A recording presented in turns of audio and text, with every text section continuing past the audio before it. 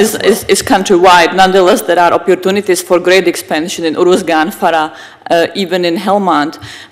This year and past year, we have seen sizable devotion of land to wheat for a variety of reasons that we can get into, and that I don't believe is necessarily sustainable, but poppy can expand anywhere.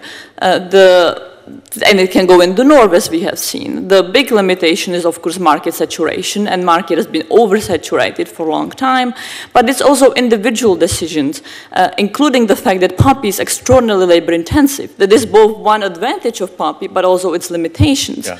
Because beyond certain plot, the family cannot afford to either hire labor or to collect enough of the resin to produce poppy.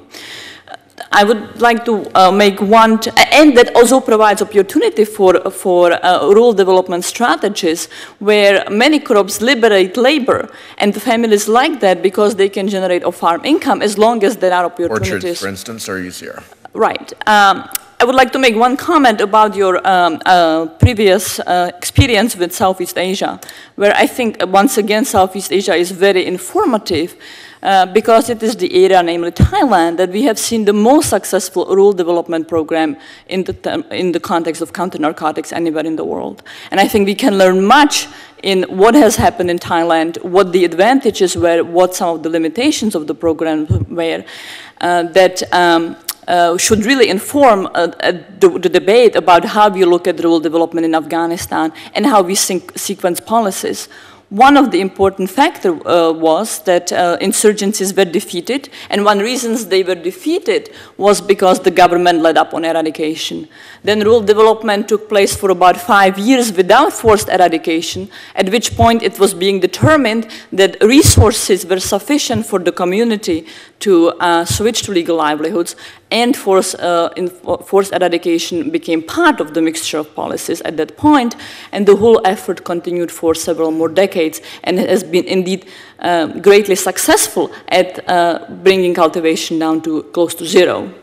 That's why Afghanistan is where it is.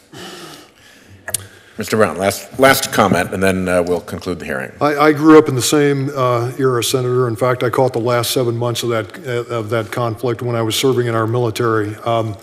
But look, I'm not an expert on alternative livelihood, but here's what I do know.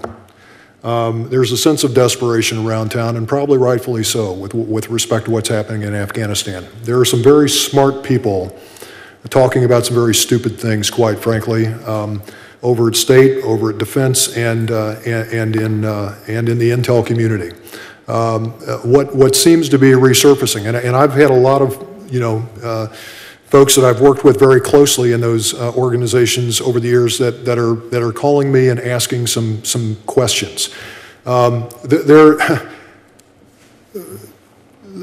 issue or the subject of why don't we just buy all of the opium from the farmers? We could afford to do it, and we'd take this problem would probably resolve itself overnight.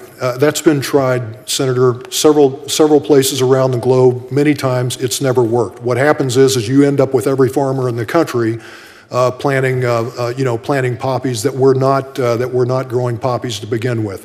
And again, that's been proven time and time around the globe.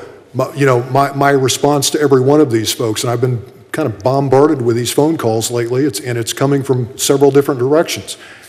Why in God's name, why don't we pay these folks to plant legitimate crops, even if we're paying them 5 to 10 times the value of the crop, which is typically what they're going to get from their poppy crops? We just need to think this through.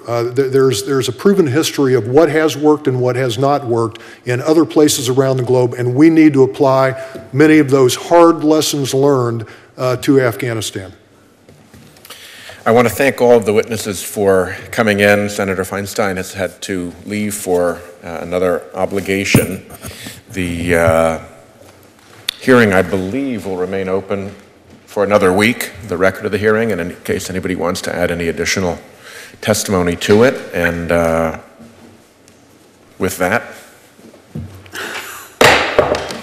we are adjourned.